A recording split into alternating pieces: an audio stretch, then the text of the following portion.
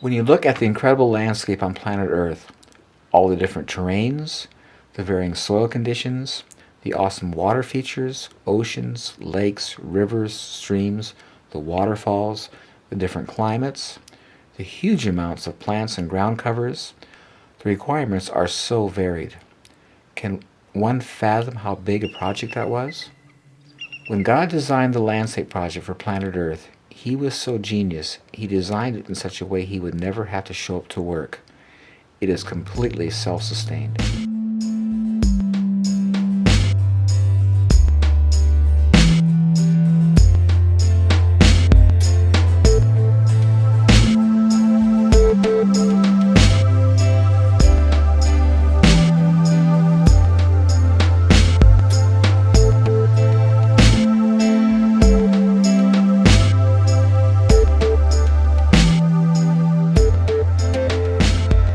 My name is Paul Gautschi, and I was raised as a gardener. My parents grew all of our food in Los Angeles as I grew up, and I remember as a 5-year-old kid, my dad on Saturday morning waking us up and saying, well, we got to head off into the the horse stables to get some horse manure today. So we went down to a rental yard and got a trailer and went to the horse stables and loaded up manure and came home and spread it out in the garden and spaded it in. And as kids, we wore shovels out, spading in heavy clay ground, mixing soil and having a garden. It was wonderful growing up because every time we were hungry, we could go outside and pick fresh vegetables and fruit all the time. And just down in California, there's nothing you couldn't grow, so it was just, we had it all year long. So it was really great.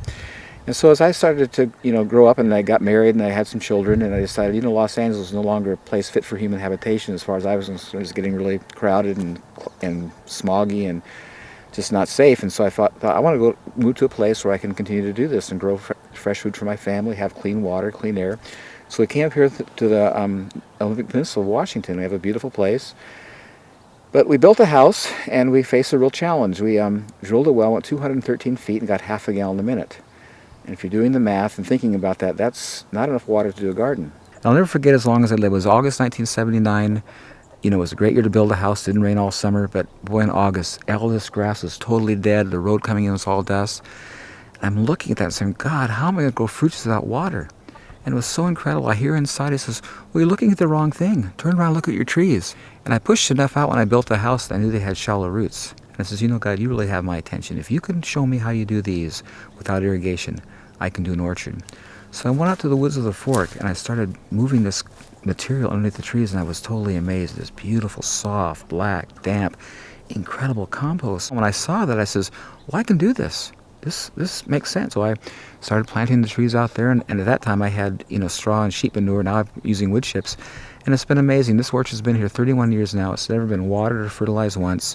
It goes through droughts or whatever, and it's just every year it gets better. As I was doing this orchard, experiencing these incredible results, because I was a creature of habit, and because our nature is to do things as we were taught and not to inquire from God, I says, okay, God, thanks for the help, but I can handle this on my own. And so for, I think, probably 17 years, I was out here diligently rototilling, hauling in organic material. You can see a place over here, my major rock pile. This is my altar. This is where all the rocks that came out of my garden over here. And I'm just doing this stuff, and I'm feeling I'm on this treadmill, just running in place, going nowhere, feeling like, oh, I'm going to keep up with this. Every spring, the ground is totally muddy and wet. When I tilled it, it turned to weeds in 5 to 7 days, solid green with weeds. I planted things 3 feet apart so I can rototill with it, do the weeding with the tiller, and it was just labor intensive. And one day I got out my orchard. I don't know what motivated me. I got on my knees and I started moving these wood chips, and I'm down to my elbow in this beautiful black compost. And I got up and started screaming. I was so angry. I said, there's something wrong with this picture. I have been killing myself to get this in my garden. I don't have it. I didn't do anything here. And I hear inside, well, it works in your garden the same way. You didn't ask. I was so angry. I threw that tiller away and I started covering my garden with wood chips. I always say to people the greatest gift God ever gave me was that lousy well, because it opened me up to Him and to show me His incredible, work in creation. I've been a gardener for 55 years. I've done tilling, done all that stuff, and it's so amazing now. My only tool is a rake, and it's just so easy and so simple, and the production is so superior to what I ever had. Ever wonder why you're working? Ever tire of researching? Oh, there's gotta be a better way. So you lift your hands up and pray. Father,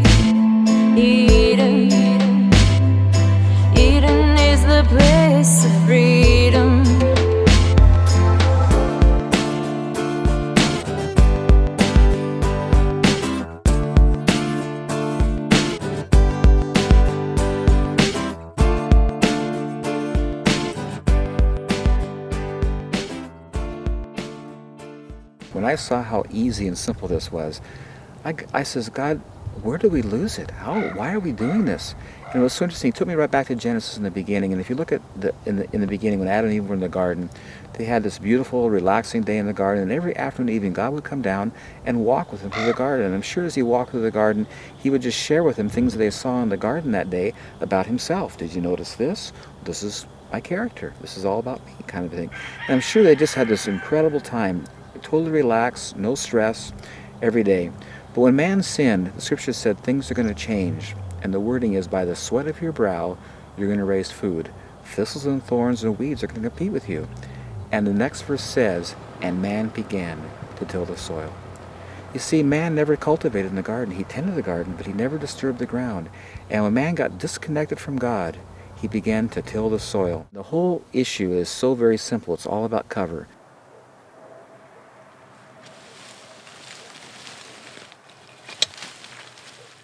Nowhere in nature where man has not been do you ever see exposed dirt. That only happens when man comes and takes the cover. Everywhere in nature where man has not been, it's either covered with needles and leaves or grasses, but the ground is covered. And the reason is because the ground is a living organism. And as all living organisms, such as ourselves, we have skin to protect us. The animals have fur. Fish have scales. Birds have feathers. And the soil is a living organism. And God has designed it and made it so it's always covered with something. And when you take the cover off, it becomes vulnerable and it gets lost. And this is the thing that amazes me about us as intelligent human beings, how we don't see it, because we've been experiencing it for thousands of years in a negative way. We're all around us, all through creation. Everything's just growing beautifully with no work. And we work hard to fail. When we came to the Midwest here 200 years ago, there was 8 to 12 feet of beautiful topsoil. I mean, gorgeous stuff. And if you've ever flown across the Midwest, you look down at the ground, it's almost scary. It's just parched, cracked, hard, totally desolate, almost looks like desert. There's 8 inches of topsoil today because it's all blown and washed away, and they're still cultivating. This is not working, and we're losing topsoil. And topsoil in nature, it takes 100 years to build an inch of topsoil.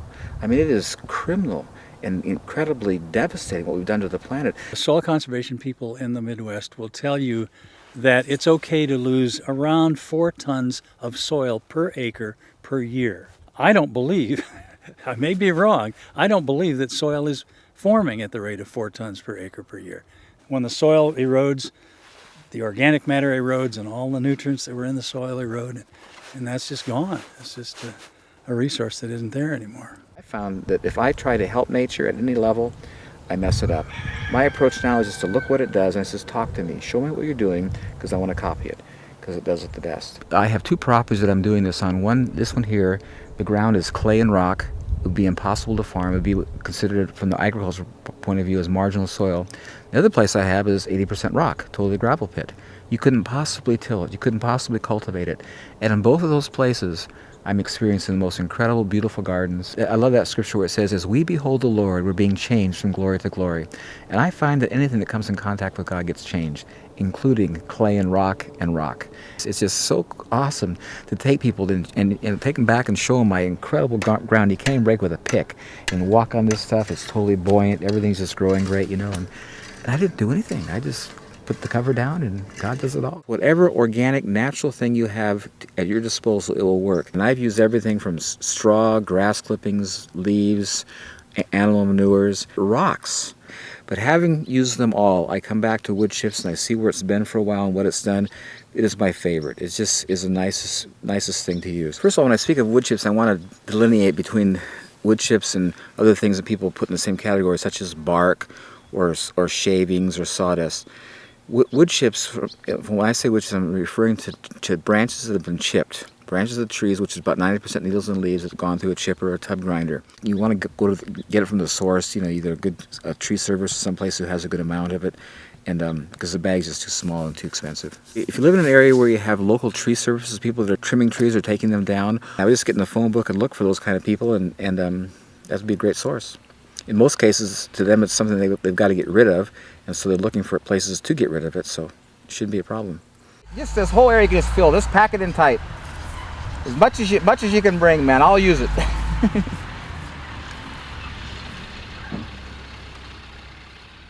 In the local area here, we remove hazard trees and trimming and view removals and different things to enhance views, and so this is a byproduct of that operation. We've dumped chips here for Paul for a lot of years. And, 12? Okay, 12 years. In Paul's case, this is so handy for us because the location, it actually saves us time. So we give it to Paul. It's handy for us to get rid of the material. So it's getting more and more common for people to call us wanting chips. The thing about mulch is pretty much in every municipality there's mulch available, because someone's chopping a tree down, somebody's cutting a tree, somebody's shredding leaves. If we can try and get things that are as close as possible to us, maybe it's your neighbor that's chipping up a tree next door, then that's the best product for you. I'm an arborist. I prune trees for a living, and for me it's an art form, and I'm so thankful to be able to do it because it's a gift that I have, and it's just something that's just so pleasing and so pleasurable. You know, it's interesting that the scripture talks about pruning. There in John 15, Jesus is saying that I am the vine and you are the branches, and my Father is the husbandman. He's the one who maintains and cares for it all. And it goes on to say that he prunes the trees for what purpose? So they'll bear more fruit. And I love these things about God because they're so much bigger than I. When I try to figure that out, it makes no sense. If I'm cutting a tree, taking branches off, it would make sense to me from a mathematical point of view. I'm reducing its capacity to bear fruit. But God's saying he prunes so it'll bear more fruit. And it's just this incredible, beautiful illustration of God, how his whole principle is it's in giving you receive. And so with the tree, when you're taking stuff out of it and it's giving of itself, that process develops it and strengthens it and encourages it to produce more fruit. And in my experience, I totally see it. People will come to my orchard here, this time of year, and you can't even walk through it. And they'll come after I prune it in January, and they says, "What happened to your trees? They're naked. I mean, what'd you do to them?" I says, "Well, come back in September. They'll be all touching, And I'm just basically, making room for them to fill in, and they just produce so heavily every year. And it's amazing how much comes out. But they come right back and produce tremendously. And I'm finding, I always tell people, if you want a tree to grow, the most stimulating thing you can do to it is cut it. Cutting it will way surpass fertilizing, watering, anything else. Nothing compares to the effect of pruning.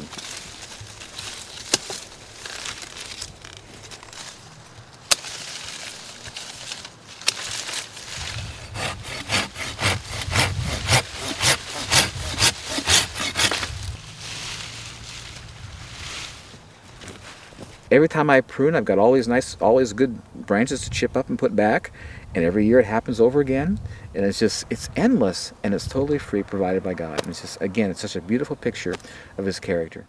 My name's Steve Johnson. I run what's called the Lazy J Tree Farm. Most of the farm is in Christmas trees, fruit orchards, vegetable operation, and then the compost facility here. I only do yard waste through my facility. Normal yard waste that comes in, as long as you've got fairly good green coming in, with the yard waste, has the right carbon nitrogen ratio to compost properly. I ran a chipper for years, and you have to pick up the material and put it into the chipper, and after a while it's just too much labor and energy for what you're getting out of it.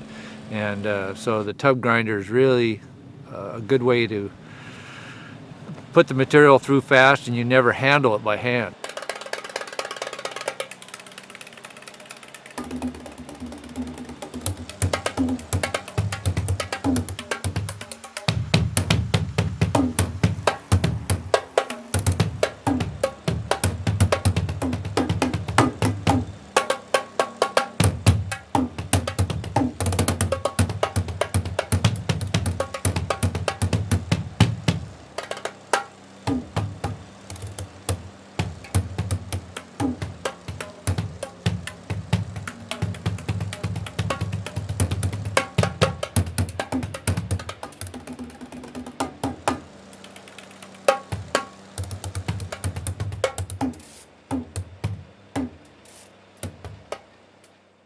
It takes a lot. It takes a lot of material to farm with it.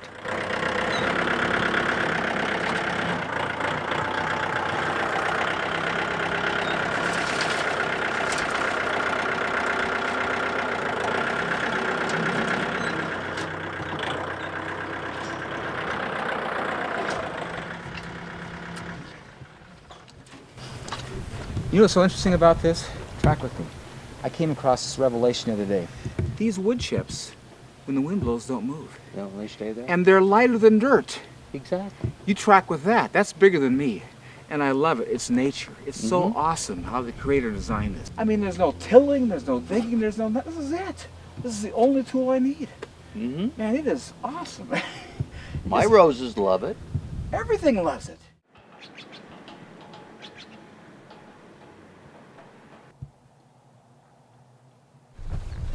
Well, I just went to the place where they make all this good compost and got a nice load of it. The last time I put this here was about 3 years ago. And I think with this application, it'll probably go maybe 4 or 5 years. I'm finding that this stuff is like compounding interest. It gains in time, and you have to put less and less down as time goes on. Look how the leaves, I just love the color of them, and just how succulent and healthy they are. There it is. There's 2 words I want you to think about when you come here. Sustainable permaculture.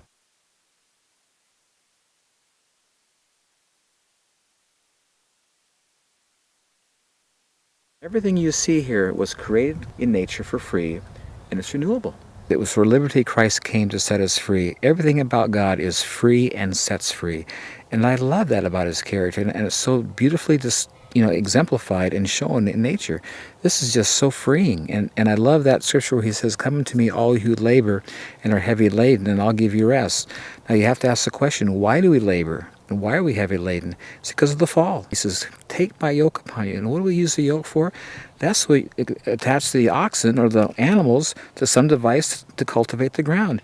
And Jesus says, "I don't do things like you. Follow me around and learn from me. My yoke is easy and my burden is light." And in this incredible environment, in this thing that God has created, he shows his magnanimous, awesome, giving, generous nature. And it is so beautiful in comparison to the man approach of tilling and putting back, constantly being on a treadmill running, never getting on top of it. All these wood chips just sit here. I don't do a thing. Anytime I choose to plant, put a seed in, it totally thrives. If I don't use it, it just waits for me and develops, richer qualities. And in the meantime, it doesn't blow away, it doesn't turn to weeds, and it just stays. Where conversely, anything that I do, if I don't stay right on it, maintain it, I lose it, kind of thing. I'm a slave to it. And again, it's just this incredible quality of God of just setting us free. What I find quite interesting is that the issues we have in agriculture, and I'll just list them: soil preparation, fertilization, irrigation, weed control, pest issues, crop rotation, pH issues, none of those issues exist in nature. And what I'm finding at my place, none of them exist here either. And I feel just so thankful to be set free from that.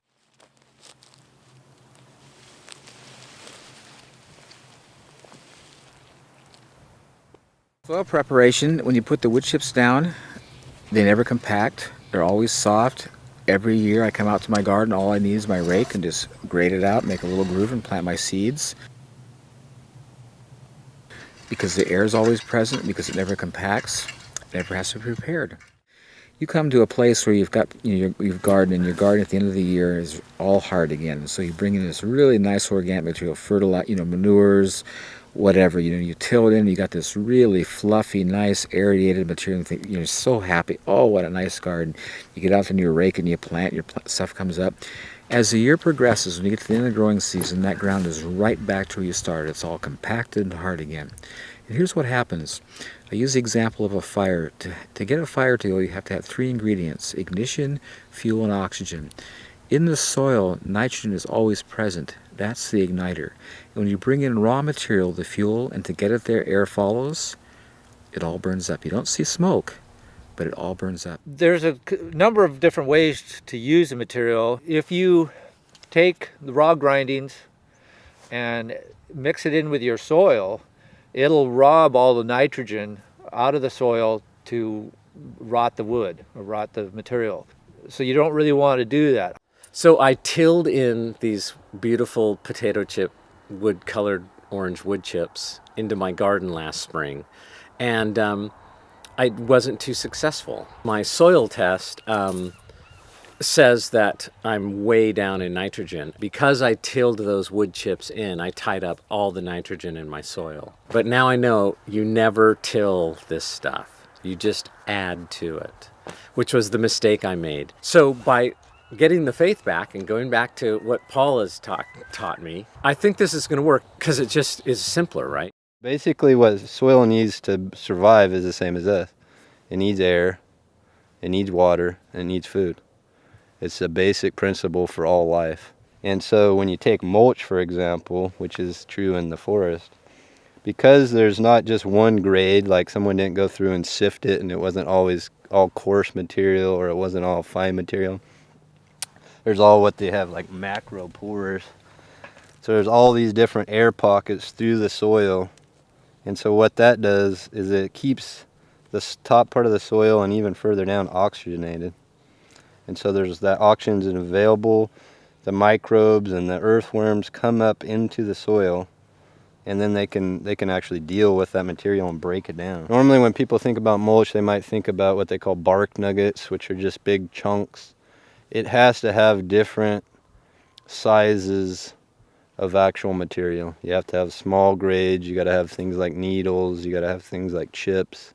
You can't have just one standardized size and expect that to do the same as what, I mean, if we look at what Paul's got here and I dig down, there's probably, I don't know how many different sizes of chips all the way down to what the finished product is, which is soil or organic material to the point where it's, I mean, that's what you're going for. Now, if I took and I multiplied this by a couple hundred times and that's what I was using, it would break down, but it would take a lot longer, and the ability right away for it to help out diminishes. I started off with alderwood chips, which are kind of big potato chip sized chunks of wood. This has been here a year, and it hasn't broken down yet. So I don't think this is what Paul's talking about. It would have taken too long to break down. And the other main thing that they're finding with a lot of different trees, grasses, plants, vegetables, compaction levels.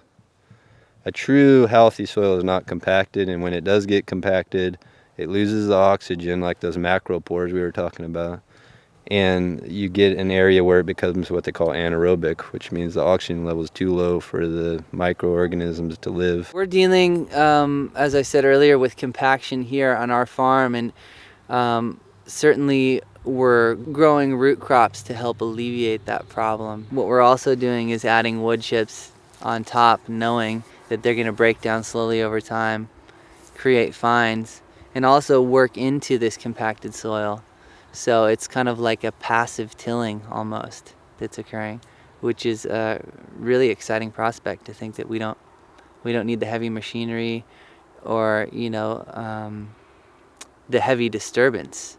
We can just keep adding and it'll work itself out.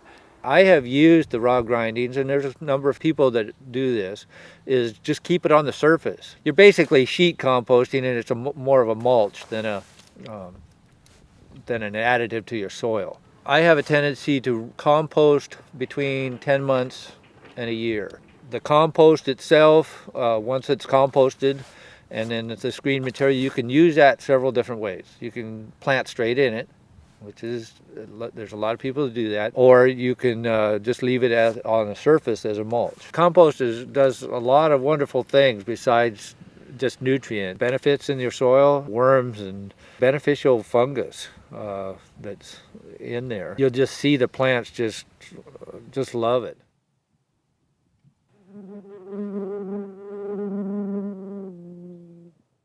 Fertilization, because of the compost material, every time it rains or you water, compost tea is being deposited into the soil, so you have a constant input of fertilization going on. Just not having a fertilized feature, to me, is just so amazing and such an incredible gift in this kind of stuff. And last year I had such an incredible experience, a real revelatory time.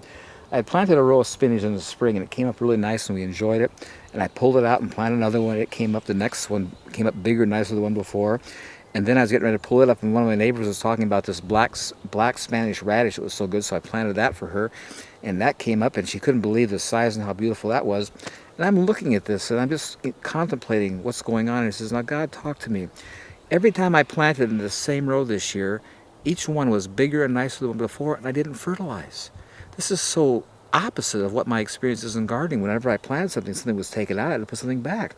And here I'm putting nothing back, and each planting is bigger and nicer than the one before, you know. And I hear him say to me, it was so incredible, in Romans 1, he says, the invisible attributes of God are clearly seen by the things he's made, so that no one has any excuse not to know God.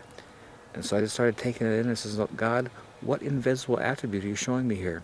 He took me to Philippians where it says, and my God shall supply all your need, not from his riches, but according to his riches in Christ Jesus.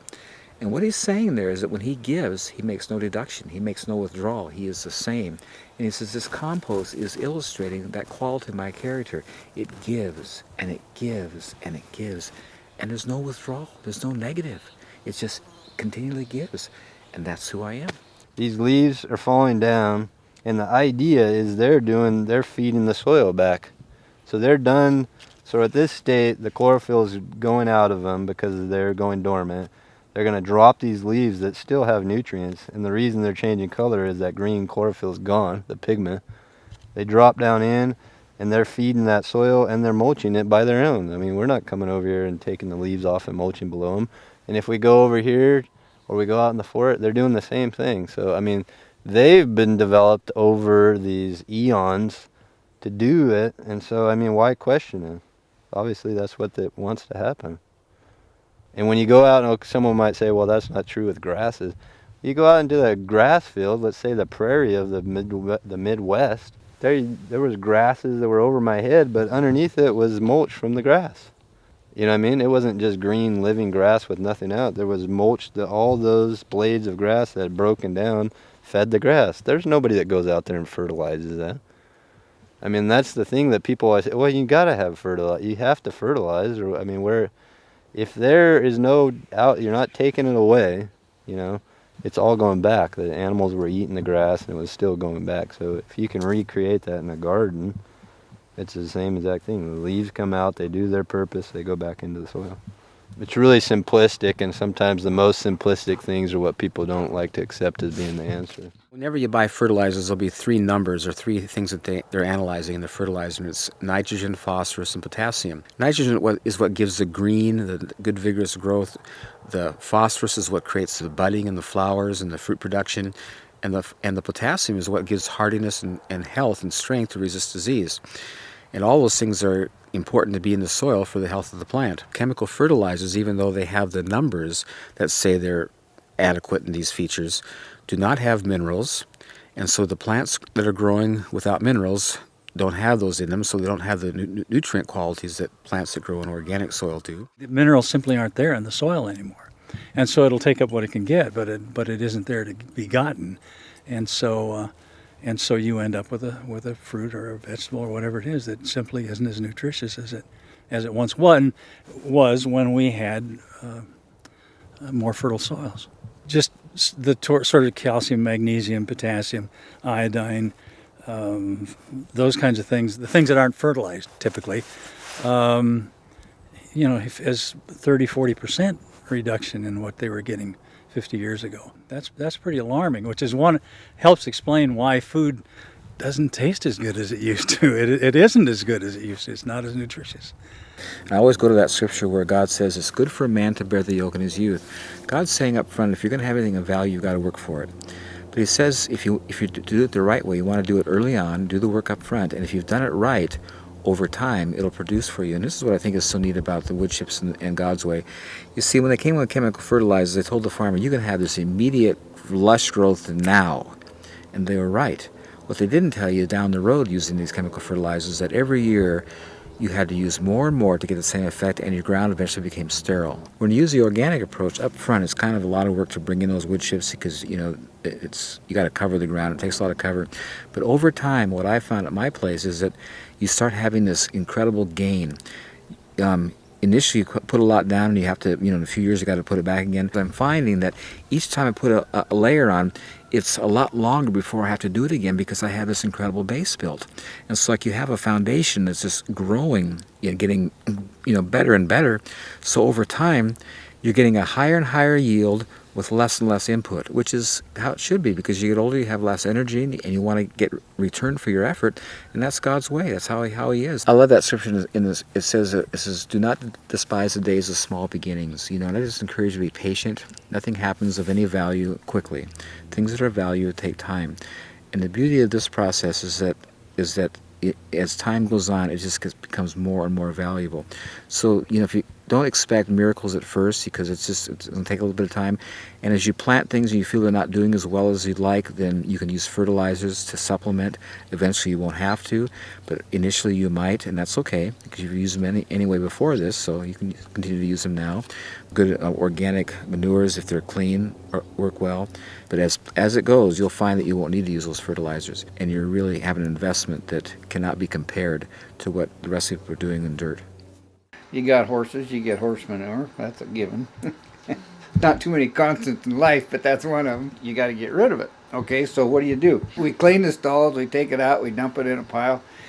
People want to use it for mulch. It has to be kind of a superior product. So what we do is we feed Eastern Western hay. It's professionally grown, and there's no weeds in it.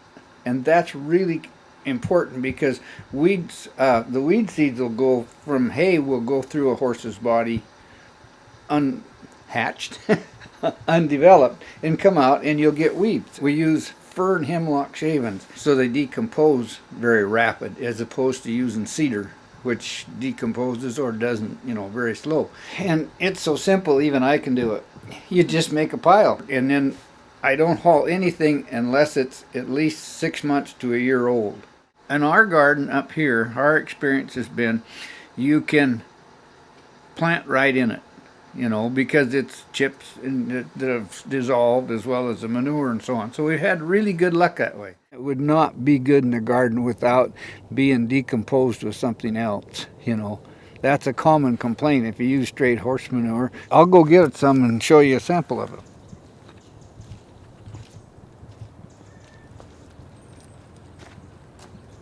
You can see how there's no manure in there. It's all decomposed, and this is gradually decomposing also the same way. And as you use it, you'll notice that each year the soil gets better, especially if you, like Paul was saying, where you put down a ground up wood chips type thing and then cover with it. It makes a sustainable program. It's a recyclable thing, and then of course the vegetables or the flowers or whatever you have grow. They die for winter. You put more on. It's a circle type thing. Yeah, and it makes you feel kind of good, because ecologically it's pretty darn sound. Our culture is so wasteful, and so most people think, well, get rid of this wood chip stuff, get rid of it. You cut stuff in your yard and stuff. One of the things that you probably know about Paul now is that any waste out of his garden goes over into the chicken coop or into the chicken pen.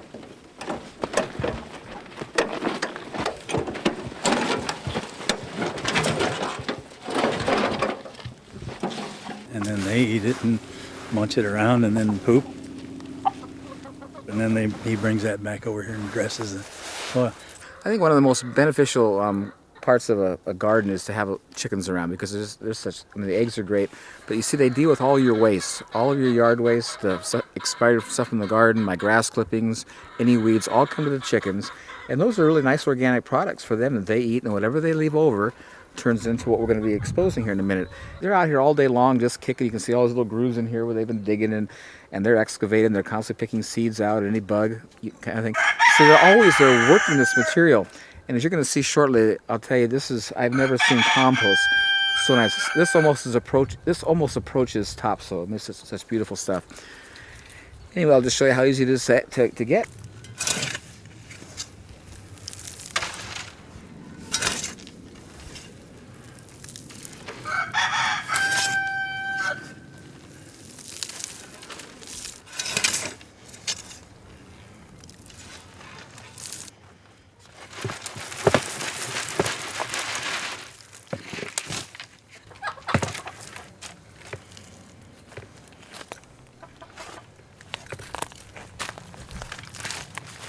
You can just See what beautiful stuff this is. I mean, look at this stuff. It just won't compact. I mean, this is the ultimate topsoil. And it's all just good compost from my yard waste. I always say that my chickens are my soil manufacturing plant. The eggs are just a bonus.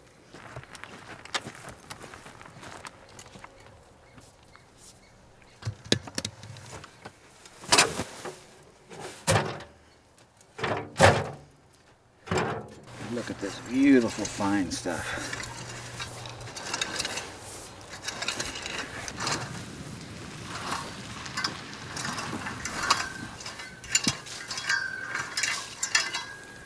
There it is, pretty quick.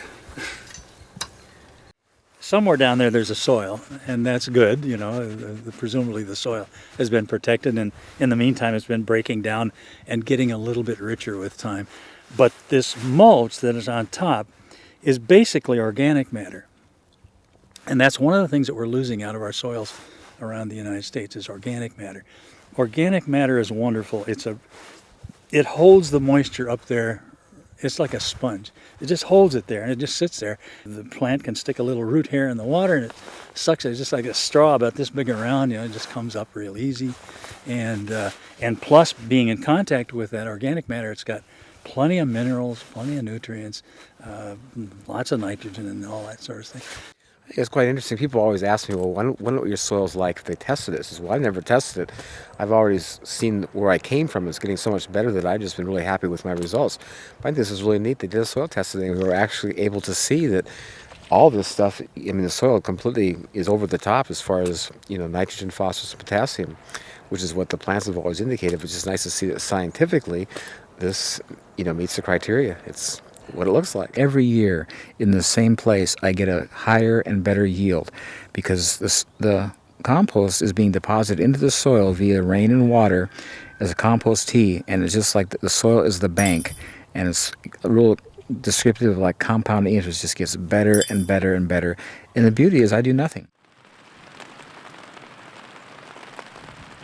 Irrigation, well, the rain does great, as it does everything out there. Nature does everything with rain, and so it is here. Now in the summertime when I'm planting seeds out in my garden because it's dry on top, I'll water initially to get them up. But once they're up, I stop watering. When you go to plant and you pull them aside, if they're not wet, you want to water because seeds have to have damp ground to sprout in. And so this, you know, whatever state it's in when you go to plant will indicate whether you need to water or not. Irrigation is a big issue these days, especially with places where there's not much water or places when there's too much. Although we're in Washington, the evergreen state, you know, it's known for having lots of water. Here in the rain shadow of the Olympic Mountains, we're getting about 16 to 18 inches of rain a year, which is very dry. And of course, that dry season is the growing season as well. And so, you know, the importance of efficient water use is just, you know, at a maximum. There are a lot of problems with irrigation. One is that it's a lot cheaper or easier. It's a lot easier just to waste water. Spray the water through the air or dump too much water on the ground and it'll infiltrate and it'll sort of disappear, and so you're not bothered by it. But I think the last thing I heard was that irrigation on the whole is something like 50% efficient. It's, you know, about 50% of the water is getting to the crops. And now that water is getting scarce and we're running out of water in a number of places around the world, we're actually in the North China Plain, for example, lots and lots of those farmers are going out of business every year. The idea that we can use wood chips and reduce our water use by 95 to 99% is just really exciting. That's something that my friend Paul has proven over the years, and something that we're doing here as well now. Even in the short time, we've certainly seen water holding capacity and growth attributable to, you know, the fact that we've heavily mulched, you know, a lot of our plants. And you see how it's damp down in here, and see these tomatoes have never been watered and won't be watered all summer. You can drive a truck on it, it won't compact, and it just gets better and better and better. Here, have some of these tomatoes, they're starting to get ripe. This is what I get so blessed by. Look at this. Look how damp this is. And this is August. And it's going to stay this way. This will never dry out. And this is why I don't have to water. Where in dirt, you won't experience this. It's going to be compacted on top. You dig down, it's dry. But look at this beautiful material. You know, and I find it's quite interesting in my experience. I have a place here that I have a pond, and I plant my potatoes down there because they like to be watered. And I find that things around there grow so much better than they do when I water from the top. And I'm realizing that in the beginning, before the flood came, there was no rain. Everything was water with water coming up from the ground as a mist, and that is the ideal way to water. It's the ideal, and I think in Psalms it talks about a tree that's planted by the rivers of water that brings forth its fruits in its season. Its leaf also shall not wither, and whatever it does shall prosper. You ever go along riverbeds or stream beds, you'll see the plants alongside the trees are just huge and lush and just gorgeous. And that's the ideal way to water, is to have sub-irrigation water coming up underneath. And I think it's so interesting, in nature, the ground, it maintains and holds that water, so it's always there. It's always available to plants on a continuous basis because of the capacity to hold it, And watering from the top is so counterproductive in a garden situation because that's just, not as effective as, sub-irrigation or material that holds water, so you can just live off the rain. The rainwater is a superior water. Groundwater never compares to the benefit of good rainwater. And if you've ever done a garden, you see after it rains, everything just grows great. Nothing like when you watered, So if you can live on that, that's the best. You'll find with wood chips the incredible advantages. There's no sponge that'll hold water like wood chips. I'm amazed at the water it holds. And for example, we live in a place where just 70 miles down the road there's a rainforest. It gets 15 feet, I'm not saying inches, 15 feet of rainwater a year. And when you walk in the woods, the forest there's no water under your feet. It's not spongy, it's not damp, it's damp, but it's not soggy. And it's amazing, those wood chips totally absorb that kind of water quantity. And the other thing that's amazing about wood chips is when there's not enough, like it's like now if you look at my grass out in the front, it's all brown, but in the wood chips in my orchard, it maintains the moisture. And here's the incredible thing about God in His design. When there's too much water, the wood chips displace it, and when there's not enough, it retains it. And at that point, I'd have to check out because that's too big for me. The idea is with something like what Paul's got going here, is you're creating a layer over the soil that can act as almost like a blanket for the soil so that the moisture level in the soil is staying up to the levels it should be. If this was blank and there was no mulch, 9 out of 10 there's a lot of runoff. I mean, there's water, just normal rain is taking any nutrients that are above and either leaching them away or leaching them down into the soil. Where this mulch, when the rain's hitting it, it's stopping right there. It's slowly working into the soil. The microbes and everything, the bacteria, the earthworms, everything that's living under that is protected.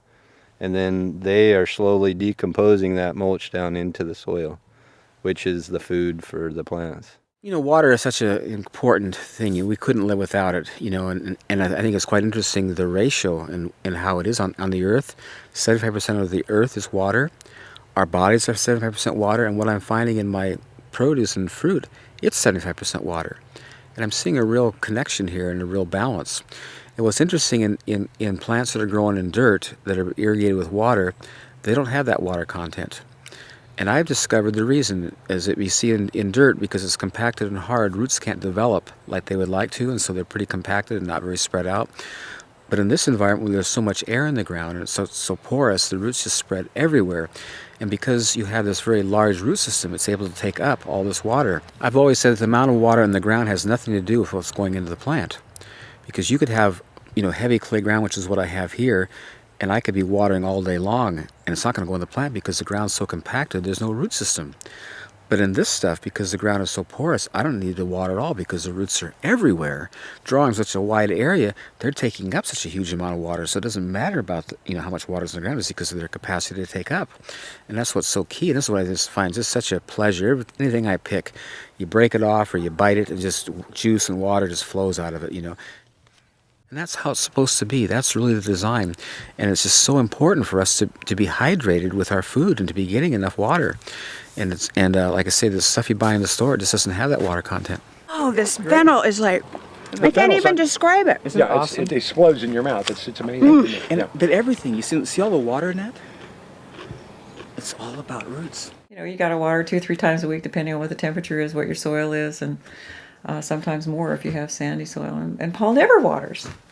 He never waters. It's, you know, you go out there and it just blows your mind. Just blows your mind. You see, because the compost holds the water so well in the ground, I don't need to irrigate. And because I'm not irrigating, it just stays totally weed-free, because when the weed seeds blows in on top of these dry wood chips on the top, they can't germinate. And the other nice feature is when you go to pick vegetables, it's not muddy. It's not got dirt all over. It's totally clean because I wasn't watering. And when you walk on it, it's nice and dry. There's no mud. It's just such an incredible benefit not having to irrigate continuously. And they noticed, like when we started getting some rains, all of a sudden these little weeds started popping up in places. So you see, those seeds were here all summer, but now that it's starting to rain, they're going to come up. You know, I just take my rake and rake them out. It's not a problem. They don't have a lot of, a huge amount, and they're very easy to control. But it makes such a difference when you don't have to irrigate continuously as far as your weeding issues.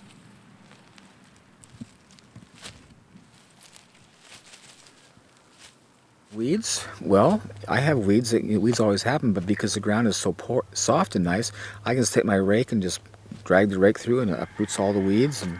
Or if I have to pull them, they pull out really easy. And it's kind of fun pulling here because I enjoy seeing the great root systems and just how nice everything does. So, and it's great. I call them salad green for my chickens because they just love it. It's just good organic greens. So weeds aren't a problem. Where in other soils, when it's got compacted, you got to really work to get those roots out. This stuff, they just come right out, so it's much, much easier. Weeds, I didn't say the weeds come up really good too. If you have weeds, it's easy to weed. easy to weed. Easy to pull the weeds in this once you have a lot of this material. It's super easy to pull these things out. It makes your weeding a whole lot easier than what you're used to. But yeah, I mean, look at all those roots too. I'm used to things just breaking right off. It's amazing. Revolutionize weeding your garden. Isn't that great?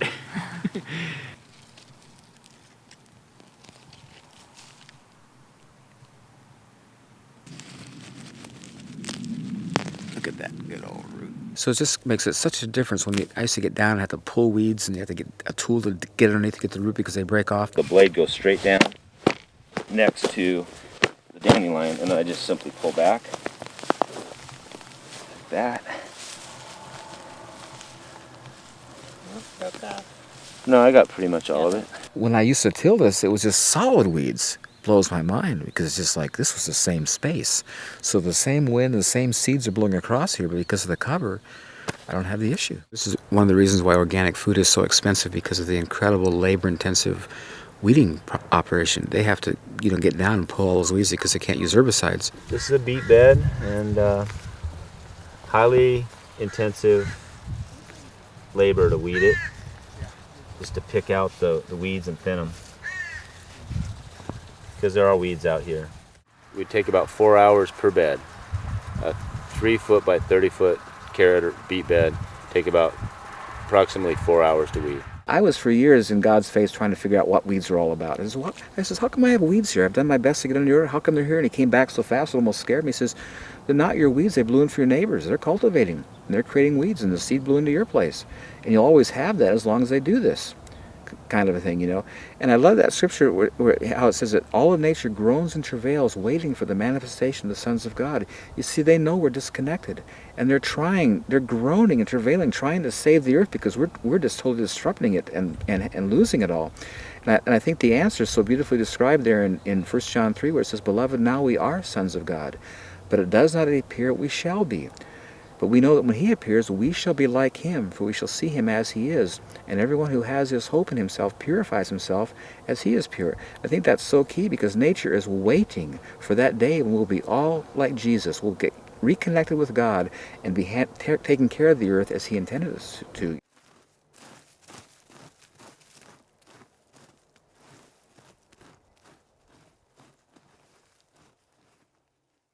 Occasionally pests will come in nature and will defoliate a few trees every now and then, but not serious enough that it causes any great losses, and nature always overcomes. I think if you follow organic principles, it's very rarely that your insect population, your negative insect population gets out of control. And of course, it doesn't matter if you spray organically, you're still going to kill beneficial insects. So it's best to just deal with whatever damage you have and move on. George Washington Carver, when people would ask him how to deal with a disease in their tree, he would say, well, you don't want to deal with a disease. You want to get the tree in good health and vigor, and it'll take out the disease. I think that's such a true statement, and it's so true about everything. And if you'll get a real healthy plant, as I have here, I don't have any insect problems. If a bug bites into my plant, he drowns because there's so much water there. He just is infused with it, and he wants cellulose and fiber, so he goes somewhere else to find a stressed, dehydrated plant to eat on because he can't eat on mine because there's too much water. So if you have a healthy, vigorous plant, insects are not a problem. As plants became weaker because of chemical fertilizers, insects began to be very overpowering and would take out huge amounts of plants. And so they stepped up to the plate and created insecticides. What they didn't take into account was that the Creator designed everything in nature to be overcoming, and as these insecticides would come in contact with these insects, they would mutate and develop opposition to it, and the next generation, those insecticides didn't affect, and so it's not a problem. So they have to keep improving and strengthening the insecticides. Well, what's that has progressed to today is that the insecticides are so powerful, so potent, they're killing the plants. And so what they've done to solve that problem is now they're using genetically modified organisms where they're changing the DNA of the plant and putting the insecticide into the plant. And I don't know what, if you're following this, but this is not going to end. And if you just, it amazes me how people, think these days, if something is in a plant that's going to kill insects, it certainly can't be beneficial for my body. We have to decide if it's acceptable to take any one piece of the puzzle out and it'll work. Like GMO crops, that's my perfect analogy for that. You can't take a DNA strand and start pulling pieces out and putting in different chromosomes and expect for that to achieve just one thing. Oh, it's just going to make it resistant to Roundup. Well, guess what? When you do that, it changed something on the other side. It's like a bubble. Pressing in the bubble, it distorts somewhere else. So down the road, and so I guess what I'm going back to is we have to keep thinking of a holistic approach on any of this. You can't just take one piece out and think it's going to be okay. And the mulching idea is just adding something back. Several years ago, I read an article that really got my attention. In Japan, the typical consumer would go to the store, the produce market, and pay 30 to 50% more for vegetables with bug bites. And their rationale was that this food is safe to eat. The stuff without bug bites is so poisonous the bug wouldn't eat it. And they're right. This is what's so pathetic about our culture. We're so cosmetically oriented. If we see a little bug bite, a little wilt, oh, don't touch that. That's not good. We want this really pretty, good-looking stuff. But we don't realize that those things are all part of nature. They happen, and you can cut around it or you can get rid of it. But, to be so put off by a bug bite and then to create food that's so poisonous that the bugs won't eat, and then you eat it, is not very smart, not very good for our health. My name is Edith, and I think living here in Sequim now for 22 years. This is the most beautiful place so far because you have always that fresh air. Sequim, and then the mild winter. Of course, the mild winter is also bringing along all the little pests that bother us, but Paul has found through the mulching, you have much less problems with the insects. Well, the thing about pesticides is that, whenever you use a pesticide, whether it's organic or inorganic, you're killing good insects as well as bad. For instance, when you have aphids, ladybugs come in right after to control them. And so my feeling is I don't want to kill them, I don't want to kill bees, and so I'll just live with the pests, for that period of time, and it's not a problem. Crop rotation. If you look at nature, plants go to seed and the seeds fall in the ground, and they do it every year, decade after decade, century after century, and there's not a problem. But when you cultivate and you have exposed ground, you've got to move crops around because you'll have disease issues and problems. I think I've got the classic example down here at my pond area, where it's a nice, good, low, wet spot. I've been growing potatoes now 16 years in a row in the same place, and they come out nicer and cleaner every year. Today we're going to harvest some potatoes, and that's one of my favorite fun things to do because it's such a pleasant, surface to be on. The potatoes come out so clean and nice, and it's just fun, And as I'm harvesting, I'll also plant, and my harvesting and planting is all done at the same time, and it makes it so simple and easy. This is wood shavings and horse manure mixed together. And it's just, guys, let's just look down in here as you dig. Just how beautiful it gets. It's just, oh, this is, I don't, you know, if any farmer or gardener would recognize it, this is like ultimate gold. This is the most beautiful stuff you could ever have. Look at just how soft with my hands I can move it. And it's just never compacts. It's totally just the best. See, now this was last year's seed. See how it's hollowed all inside. See how much, you know, different that looks than that. You know. That was a seed I planted last year. And if you know anything about growing potatoes, if you grow potatoes in dirt, if you don't rotate them, after several years they'll get scabby, and that scab will increase to where you can't even use a potato. They just get so bad. But my potatoes down at the pond, the girls were here harvesting, they're all clean and beautiful, no scab. And I love it. It just makes it so convenient.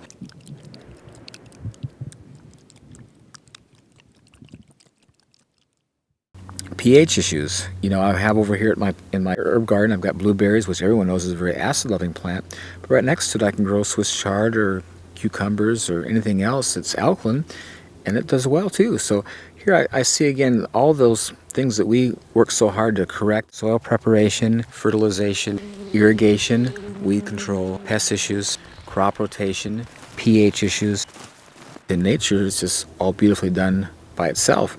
And so I just enjoy having the convenience, and it just makes it so much easier. Well, the reason people don't grow their own food, because if it's done traditionally, it's just a lot of hard work. I mean, you become a slave. I always tell people, when you do a garden, if you don't stay on top of it, it turns to weeds and you lose it. It's something that requires all your undivided attention, so it's very labor intensive. And people don't have the time or the energy or the desire to be so tied into something, because it's just such a big... Where this is just so opposite. You know, it makes it so simple. This is why I so want to get this out, because in the past it's been so hard and so counterproductive and negative, where this is just so awesome.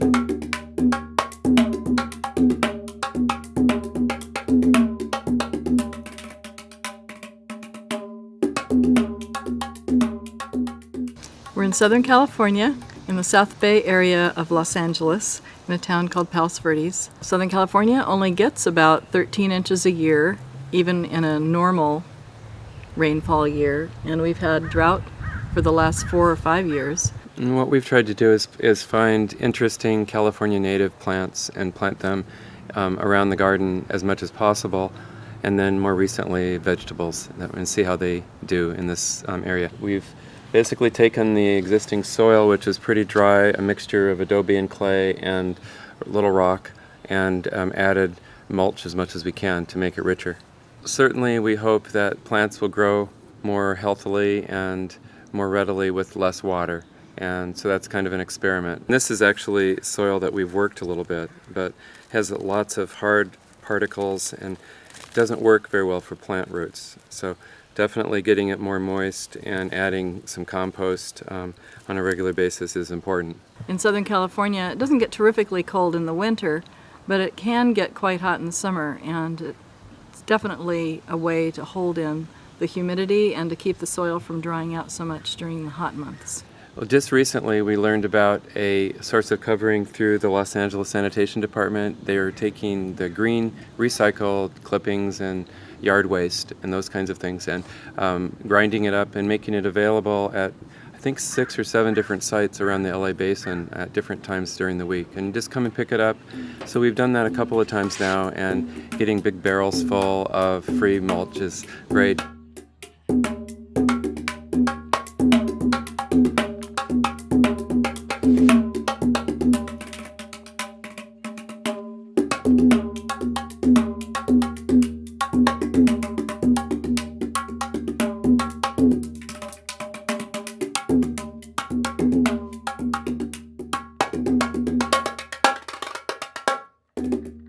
We're just adding it to the garden in different places. Once we got our plants, we used both seeds and seedlings in 4-inch pots. We cleared away the wood chips we had laid down on the original soil, just in an area big enough to dig the hole into the existing soil. Then we put the wood chips back once we'd gotten the plant established in the hole, and surrounded the plant right up to the edge of the stem with the wood mulch. There's no climate in which using a mulch isn't a good idea. It definitely enhances the soil.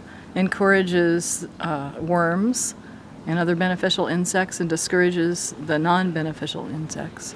Yeah, we've been pleased with the growth of worms in our garden. We have lots more worms just in the last 6 months because we've been also working on getting our own compost going, and that's like a worm farm, so it's great to add those to the soil. Easy to do, much easier than Very I thought easy. it was going to be. I work with middle school students, and it's a really good compliment to me to go out and just kind of work with plants and be quiet and enjoy watching them grow. Certainly, I feel that most of my students have never had the experience of planting a tree or a plant, and they're very disconnected. So I think that's part of the key, and the kind of food that most of the middle school students I see eat is heavily processed without much nutritional value. So I feel that schools and communities need to look at that seriously as a health problem, as a lifestyle problem, and deal with it certainly through garden projects. That's one way, so that people can potentially create a small garden. If nothing else, it's meditative and kind of a deep satisfaction knowing you've grown some of your own food. But there's a long-term need for that. And Ron was right, the connection to the earth business is just completely lost. Mm-hmm. Yeah, it's pretty It's sad. It's important to re-establish. Definitely need to get back to the Garden of Eden.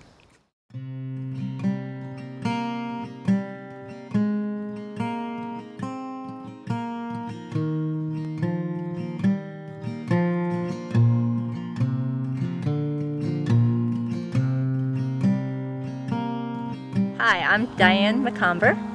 Hi, I'm Hannah McComber. And I'm Mark McComber, and we are in Gettysburg, Pennsylvania at the Back to Eden Film Demonstration Garden. When we were asked to maybe help do a demonstration garden, we had a slight problem. We don't have land, we live in town. And so we started seeking the Lord and praying. We want to be a part of it, we want to do it, but what do you do if you don't have land? And we started the journey, the search of asking, and it was amazing. We had 4 different people that actually offered us plots of land. And one day Mark was talking to Jeff Wilson and about we needed land and wood chips. We needed a provision.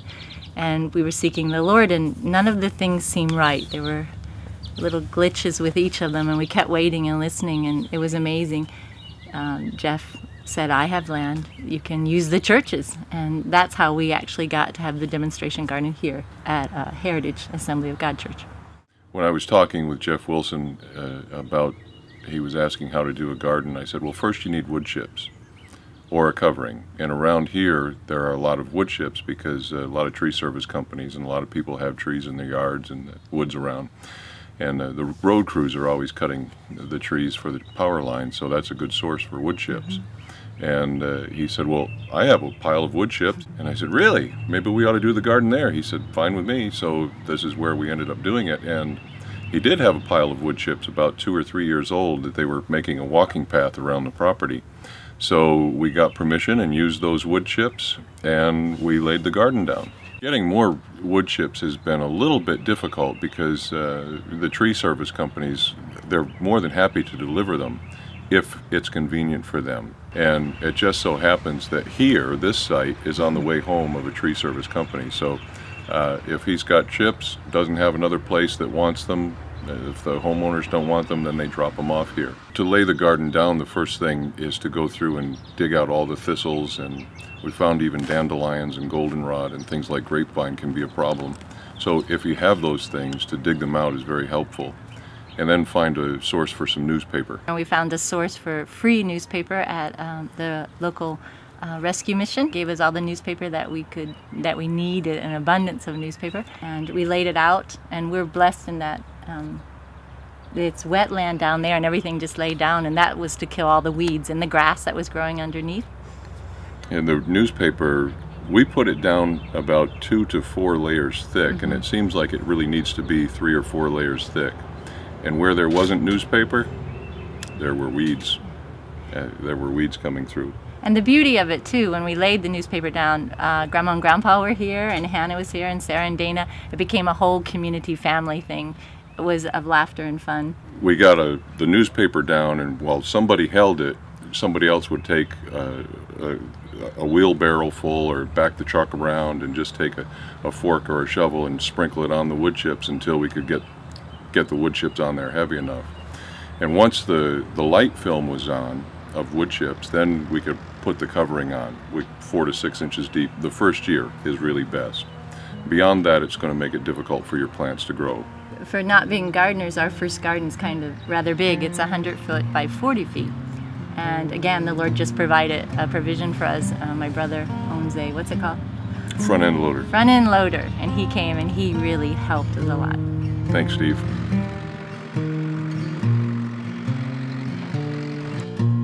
Work the soil with your hand.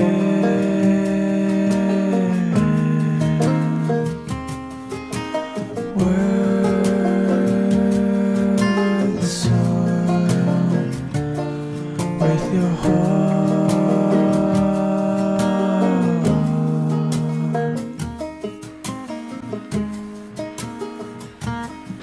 When Steve started to dig into them with a front end loader, then the steam just rose. It was like a cool morning with the steam coming off a meadow or lake, and it was really nice. It was beautiful. I shift my eyes to the sky, where I know my hope will be found. Thank you!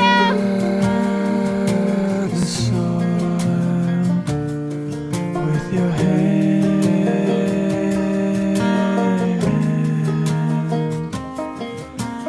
work the soil with your heart.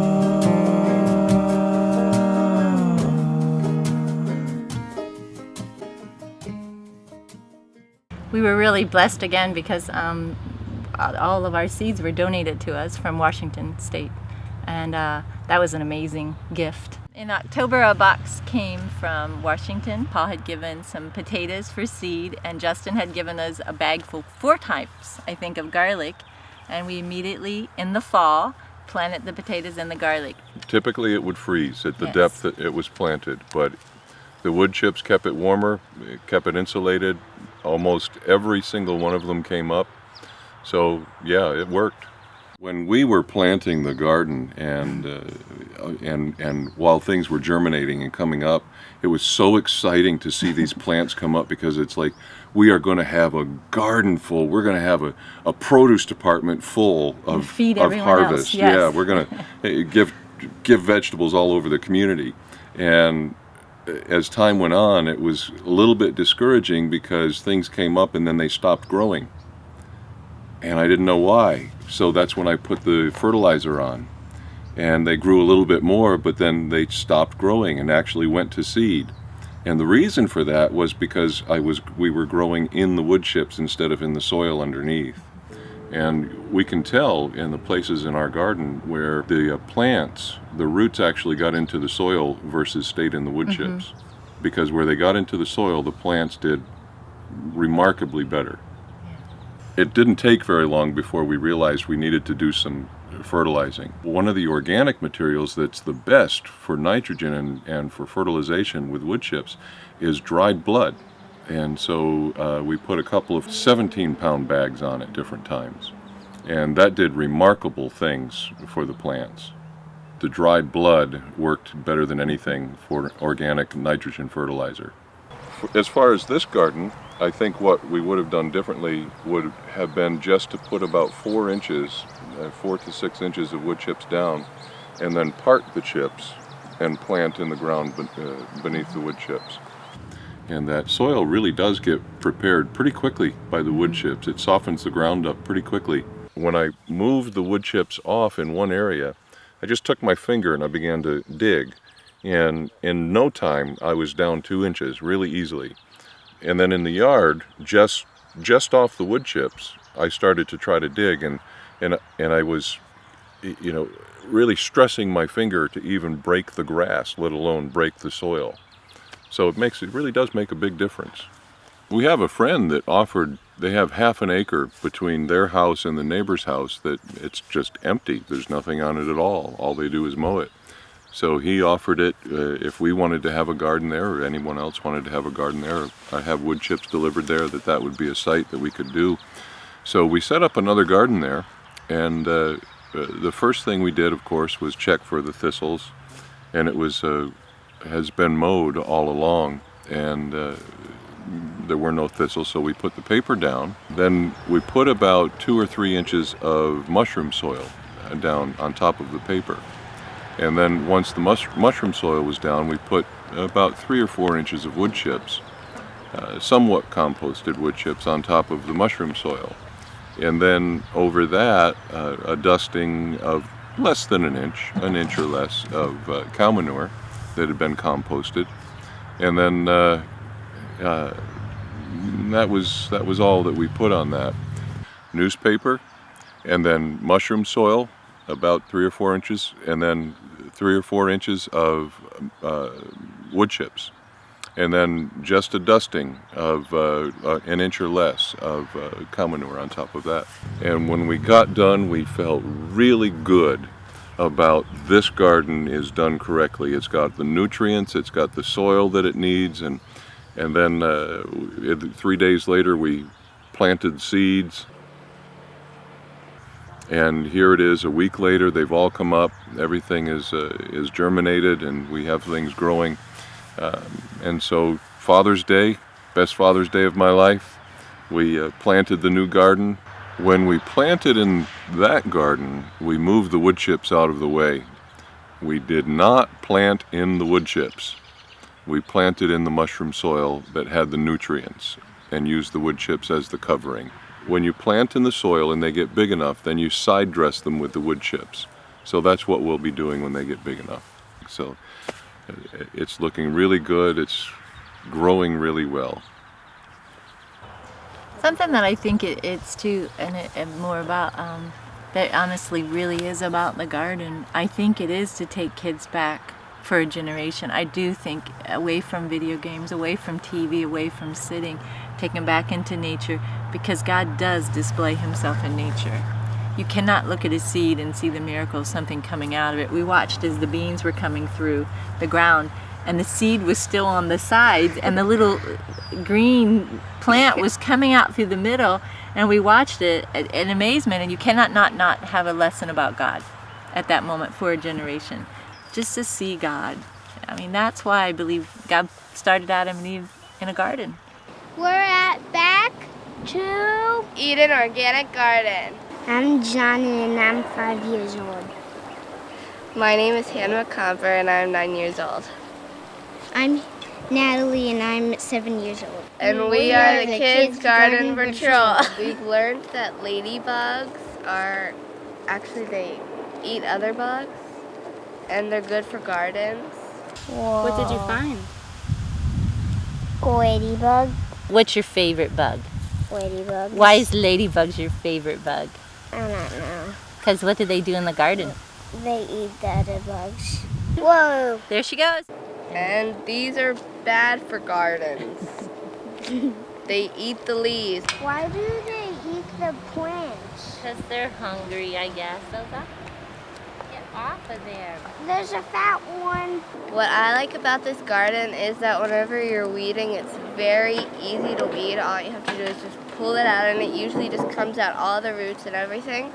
And we have friends where they had a garden, and it wasn't with wood chips or anything, and they tilled the soil and stuff, and it was really hard to pull their weeds out. You hardly could pull them out at all. And I think that's cool that I can pull the weeds out really easily. I wish that all children could learn how to do a garden and teach their children when they get older. I like coming to the garden. I like coming to the garden too. I like coming to the garden as well. We like doing it together. Bye! I think that for the future, I mean, absolutely, the health benefits of eating what comes out of the garden is going to be immeasurable.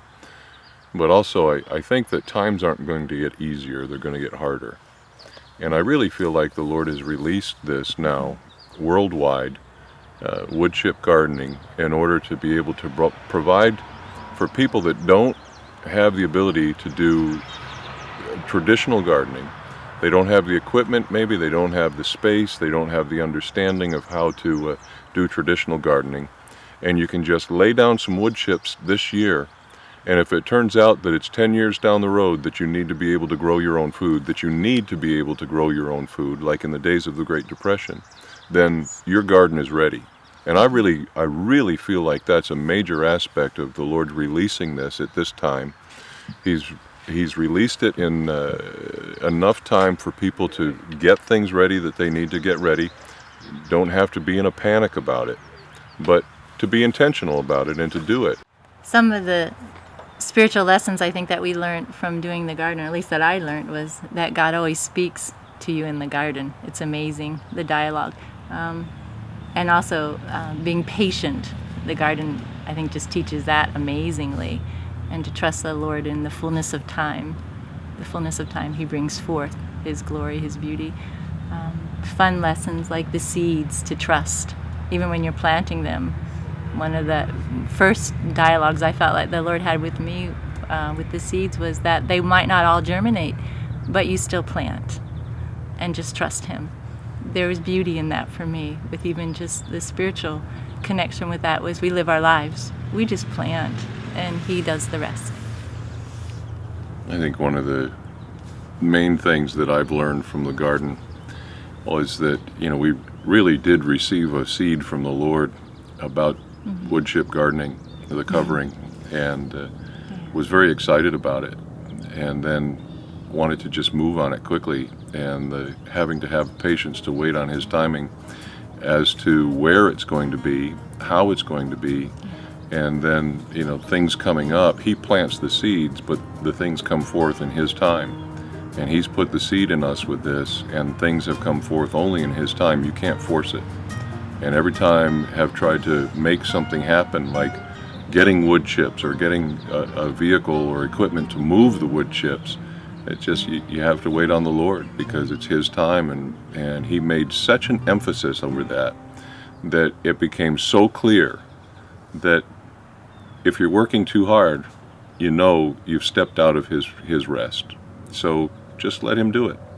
He puts the seed, it'll come forth.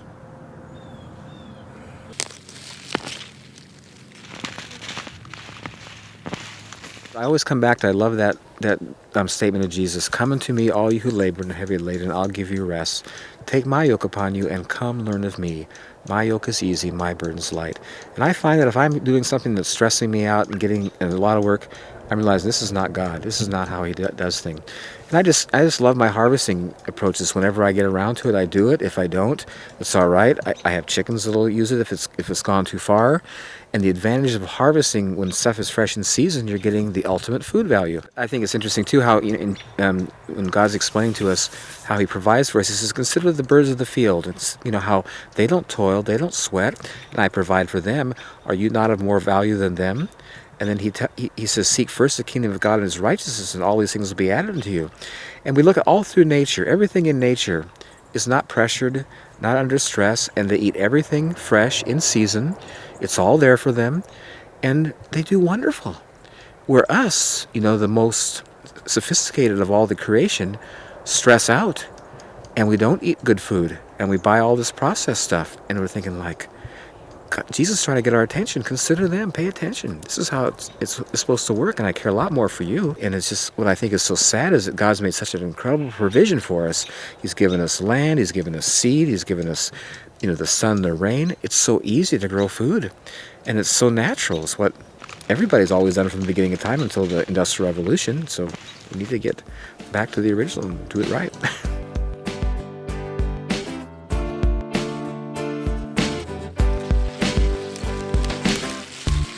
Ever wonder what's this longing whispering at your heart for the thing that you were meant for, but you don't know where to start? Father, can you hear me?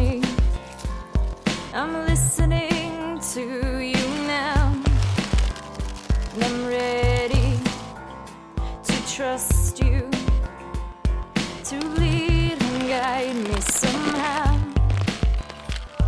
The creator of the universe concerns himself with me.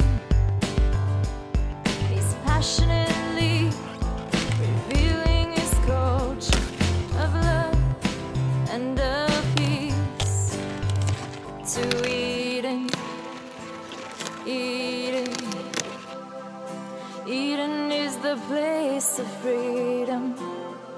To Eden, Eden, Eden is the place of freedom. Yeah, your yoke is easy and your burden is light. Help me to lean on you the rest of my life. To Eden, Eden, Eden is the place of freedom. Apples, the enzymes that cause them to ripen don't happen until 7 to 10 days before they get ripe. So all the apples that you're buying in the store, they're picked green, and the enzymes aren't there. They just don't show up. They look nice, they have nice color because they did the nitrogen fix and it looks good, but the enzymes that cause them to digest are not present. And so when you eat that apple, your body has to go salvage enzymes somewhere else in the body to digest the thing. So instead of this being a nutritional plus for you, it acts as a negative, and it's not really good. When the apple falls off the tree, it's usually pretty ripe. This is what I love about this arrangement. The trees are pretty low to the ground, and the ground is soft. When they fall, they don't bruise. And the other advantage is that, you know, in harvesting, you see when they harvest apples all at once, not all apples on the same tree are ripe all at once. They come on at different times, and then some are in more of a shady place, so they don't ripen as quick. And so if you pick them all, you're going to get some unripe ones. The advantage of coming out at your leisure, when they fall off, they're always ripe. And so you have all the enzymes present, the full nutritional benefit that was in the apple. Depending on what it is that you're growing, the nutrition comes with the color. And that's why, you know, it's always been, you know, known to eat a variety of colors and have a rainbow diet and all those kinds of things, is because there's different nutrients that are more prevalent with all those different colors. But the color doesn't ever come until it's right before it's ready to be picked. Unfortunately, you know, the society and the culture that we live in, they are picking those things much before that nutrition is there, which is why I believe that a lot of the taste is not there.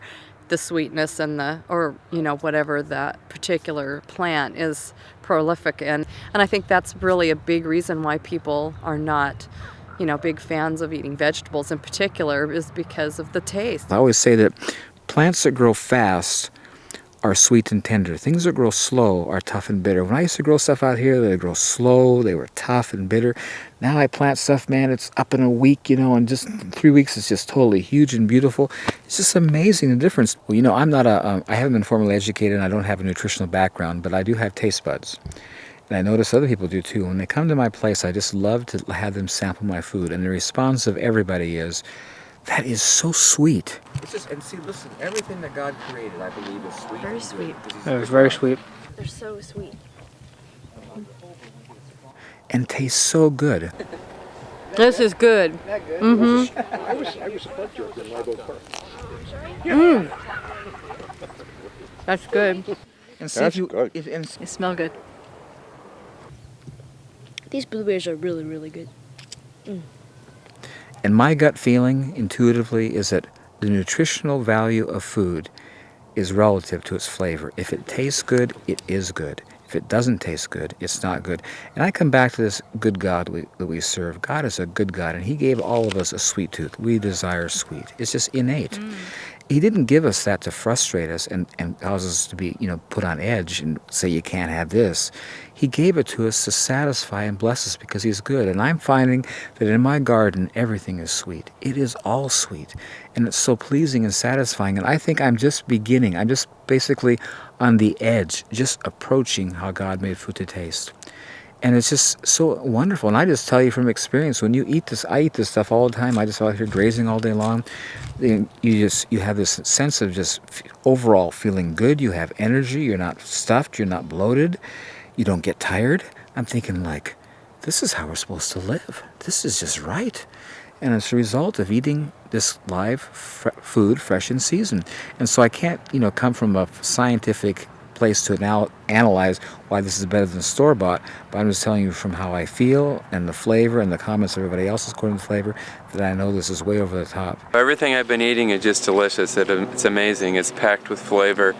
It just feels like it's the best food. It's so great. Sweet, juicy, delicious.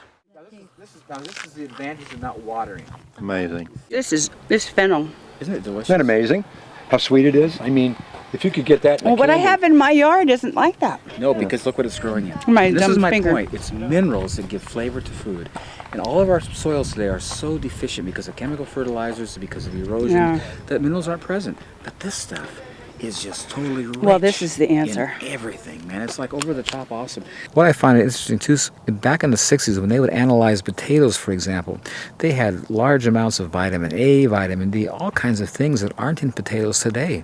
And it's because the soil back then had minerals, micronutrients, things that God created, which aren't in soils today because they're just fed chemicals.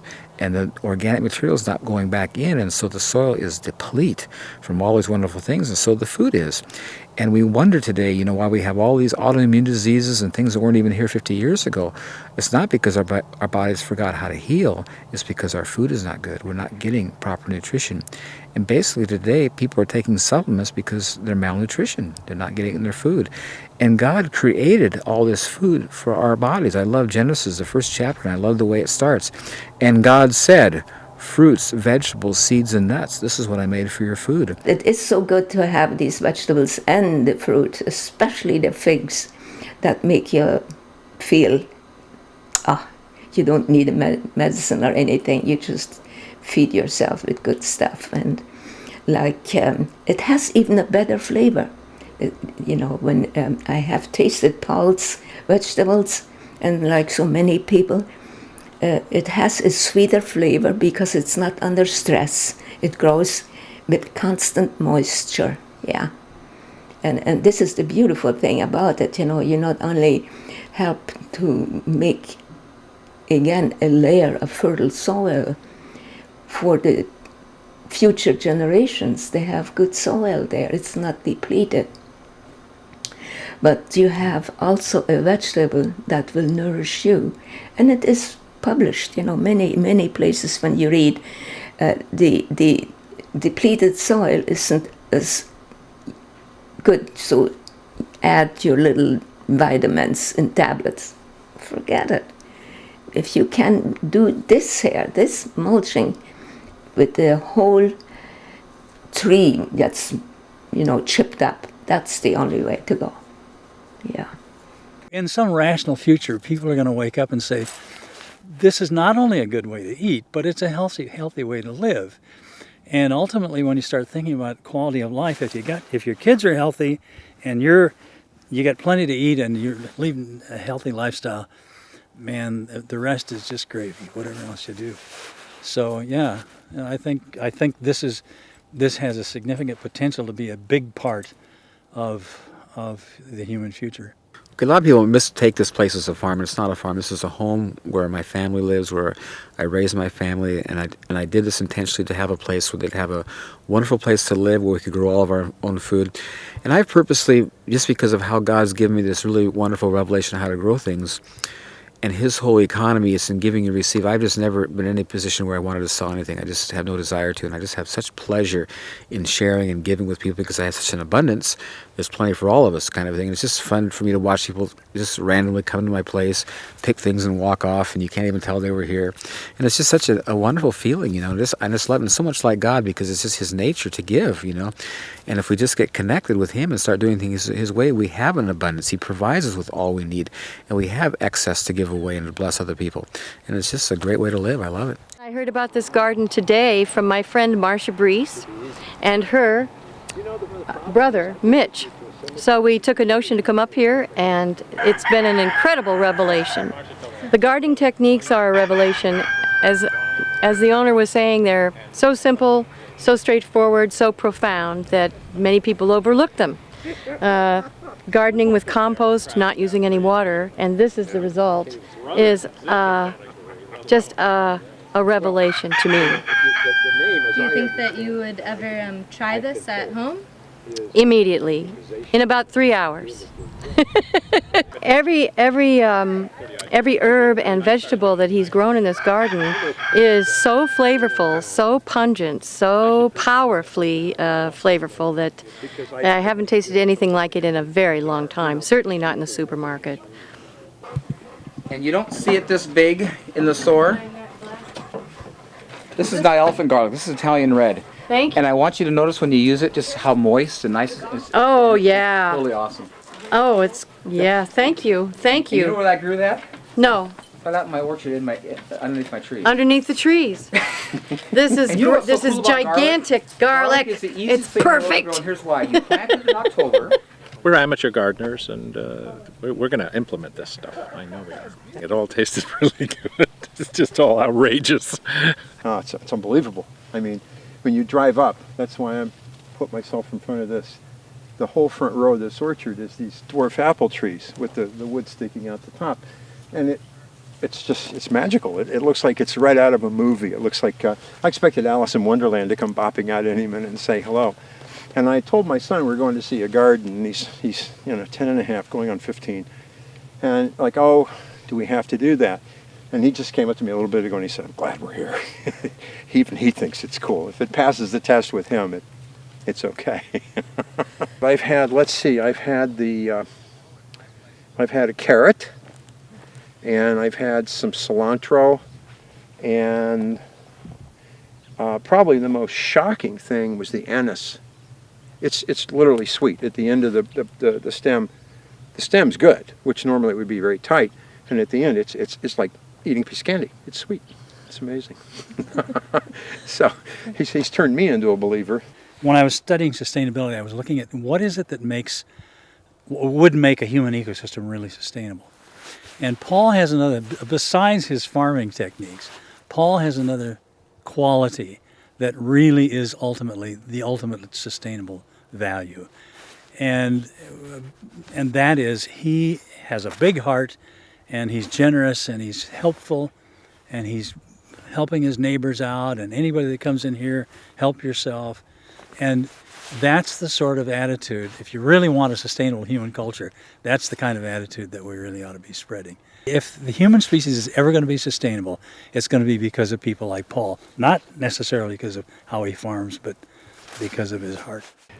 Paul is an incredible individual. I mean, the things that he has been through and what he does and his knowledge about the garden is just absolutely incredible. And he's sent me quite a few people that have used our products, and he not only that, he's very honest. You know, I mean, when he talks to people, it's from his heart. It really is, and that's one thing I've always admired about him. Mm-hmm. I just think he's incredibly giving in his knowledge, and I love the way that he presents it. You know, I tend to be a very low-key teacher, instructor, whatever it is I am with the community garden, and I kind of feel like I go, rah, rah, rah, rah, you know, and don't have the volume and the enthusiasm behind what I say that Paul does. And he's just such a gift to all of us who meet him. He truly is, because of that enthusiasm. It's just wonderful. I would say Paul's evangelical in both definitions of the word, in terms of his religion and in terms of his expressiveness about what he believes, both of those things. He's an evangelist, a garden evangelist. God is so there for us. He so wants relationship. I always thought God put man in the garden for his health's sake, you know, get fresh food because it's close kind of thing. But it's way more than that. It's about relationship. And when you're out in creation, if you're just semi-paying attention, you're hearing and seeing God. I love, you know, Psalm 19, the heavens declare the glory of God, and the earth shows his handiwork. Day into day utters speech, and night and night showeth knowledge, and there is no speech or language that that voice is not heard. And I love it. When I'm outside here, I just am amazed at the things God shows me. And the thing that I discovered about God is that he's a lot like us. If you look in Genesis 1, or in the beginning when he created us, he said, let us make man in our own image after our own likeness.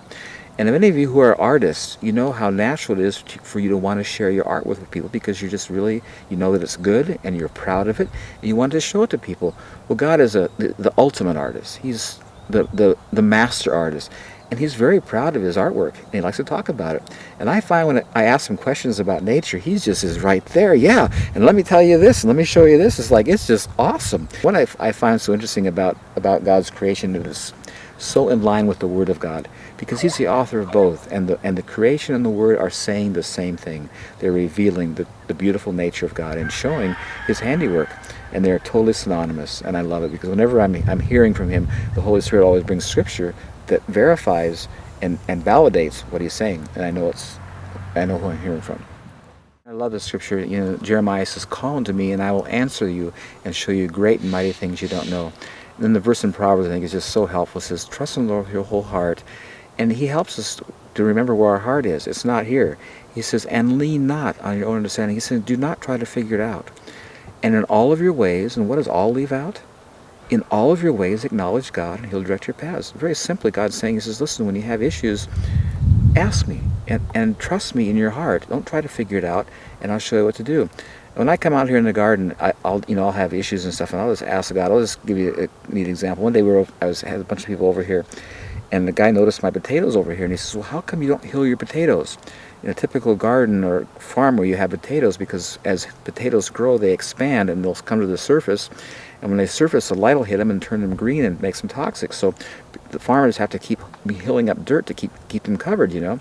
I looked at my potatoes, and this is, well, the first answer that comes to mind is I don't need to, but I'm not sure why. So when I'll go in tonight and I'll ask my mentor and I'll get back with you. So I go in the house and says, "Now God, how come I don't have to hill my potatoes?" And it was just so beautiful.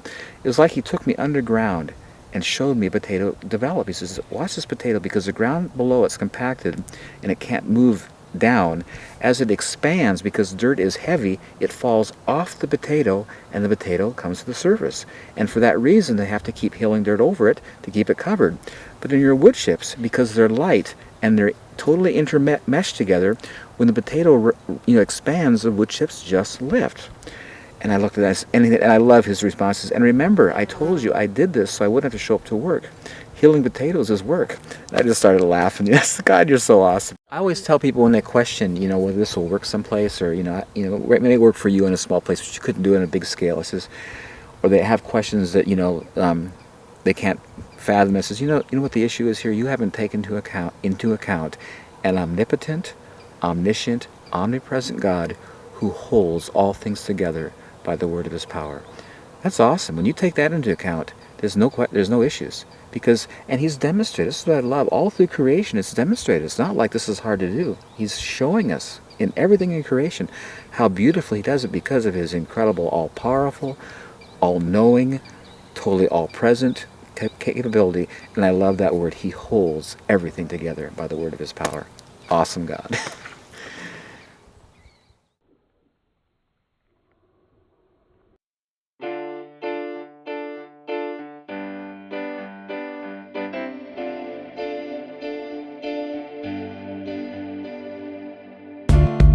Ever wonder why you're working? Ever tire of your searching? Oh, there's gotta be a better way. So you lift your hands up and pray. Father, can you hear me? I'm listening to you now. I'm ready to trust you, to lead and guide me somehow. The creator of the universe concerns himself with me. He's passionately revealing his culture of love and of peace to Eden. Eden is the place of freedom. To Eden. Eden is the place of freedom. Your yoke is easy, your burden is light. Help me to lean on you the rest of my life. To Eden. Eden is the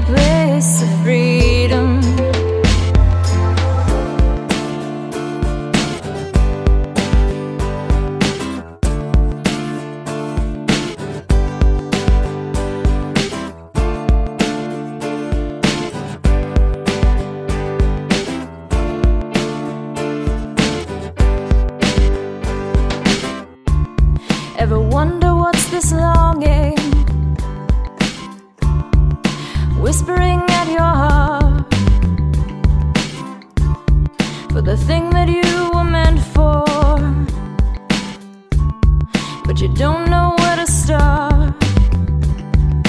Father, can you hear me? I'm listening to you now, and I'm ready to trust you, to lead and guide me somehow. The creator of the universe concerns himself with me. He's passionately revealing his culture of love and of peace. To Eden, Eden, Eden is the place of freedom. To Eden, Eden, Eden is the place of freedom, yeah. Your yoke is easy and your burden is light.